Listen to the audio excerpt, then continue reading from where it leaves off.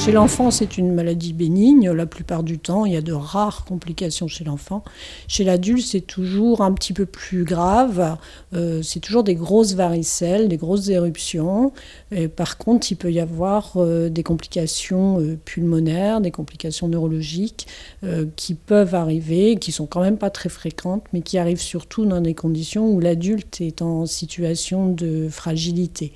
C'est-à-dire la grossesse, des gens qui sont sous chimiothérapie, des gens qui sont sous immunothérapie. Quand ils sont plus fragiles que les autres, ils se défendent moins bien et du coup, ils ont plus de risques de faire une grosse varicelle. La femme enceinte qui attrape une varicelle, c'est tellement à risque de complications pulmonaires et aussi à risque pour son fœtus qu'il faut contacter son gynécologue obstétricien qui, devant une varicelle grave, de toute façon, l'hospitalisera dans un service de maladies infectieuses.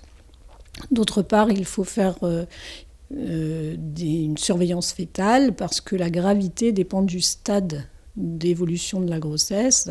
Au premier trimestre et au deuxième trimestre, il peut y avoir des séquelles fœtales, avec des séquelles cutanées, des doigts qui se collent parce que le fœtus fait des vésicules et la vésicule colle les doigts. Il peut y avoir des séquelles oculaires aussi également, avec des paupières qui se collent. Une femme enceinte qui est en contact avec quelqu'un qui a la varicelle, déjà il faut qu'on s'assure qu'elle ne l'ait pas faite dans son enfance. Donc soit elle a un carnet de santé qui est bien tenu et on voit qu'elle a fait la varicelle, donc c'est tout. Le diagnostic de varicelle est facile à faire. Il n'y a pas d'erreur de diagnostic sur une varicelle. Donc si elle a déjà fait la varicelle, c'est tout. On la rassure, elle n'attrapera plus la varicelle, on ne l'attrape qu'une fois.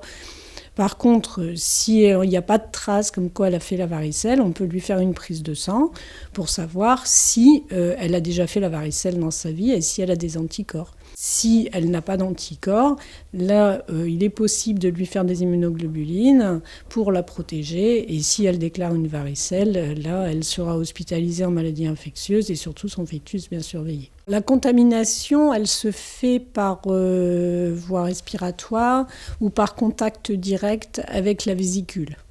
Donc, quand quelqu'un a la varicelle, il est certain qu'il faut éviter d'aller à son contact ou de le toucher ou d'être trop près.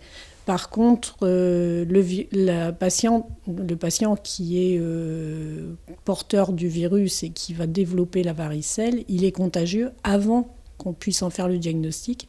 Il peut être contagieux 2-3 jours avant que sortent les premiers boutons. Donc les précautions ne sont pas toujours faciles à prendre.